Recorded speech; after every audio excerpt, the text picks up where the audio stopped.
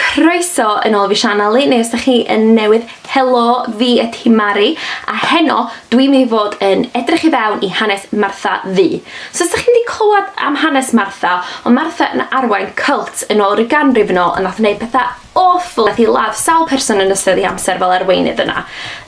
So heno, dwi'n mynd i fod yn mynd i'w chartra hen hi, lle mae pawb yn dweud sydd dal yn haunted. Dwi yn mynd i uncyfro y gwir a gweld be di hanes Martha Ddu. Cadwch yn tiwnd.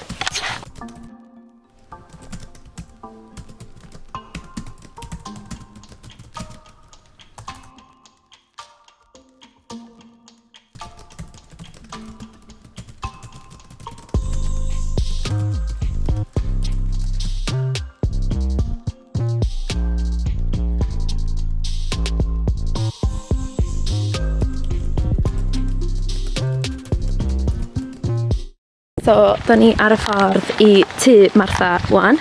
De, hi. Hi. So, na'n gadw chi'n posted. So, hwn di entrance i tŷ Martha. Creepy, da. So... Dwi'n gwybod am hyn, mae... Be? Na, dwi'n licio hyn, dwi'n meddwl yn ei eto. O, na, mae'n literally allan i wneud hyn. Na. Dyma'r tŷ, so da ni'n mynd i fod yn mynd i mewn. Drws yna, wan. Sbio faint o weird o. Mae mor stinky yma, mae'n smylio fatha rotten eggs. Oh my god. Ti'n bod y llun ar i fi ddangos i chdi gyna? Ie. Dwi legit meddwl na dyna beth nhw'n ar y gwisgo. Yr cult. Oh my god, na. Na, serious.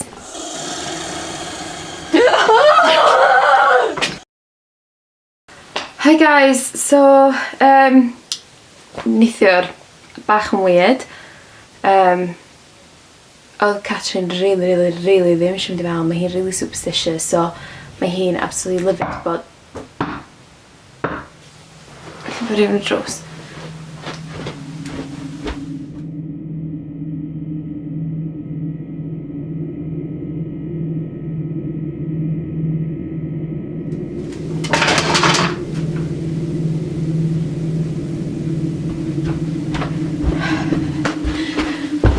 Weird, yn y neb yna, dwi'n gwybod, oedd Catrin absolutely fuming bod fi di cael hi i fynd i fewn, so, yeah.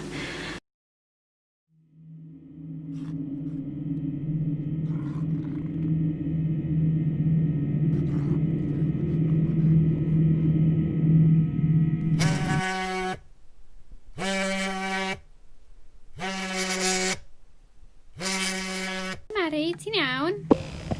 Hi, eisiau cysgu yna iawn. Gysi brifyddion really weird. Mari, beth sydd yn ôl chdi fan'na? Paid y ffricio fi allan. Mari, mae'n rhywbeth yn ôl chdi. So literally, ddim byd yn recordo. Please, stop ffricio fi allan. Seriously.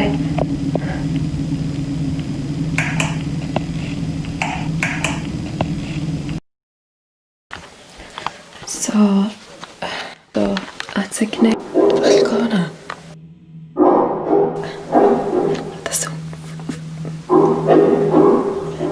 Hello? Hello?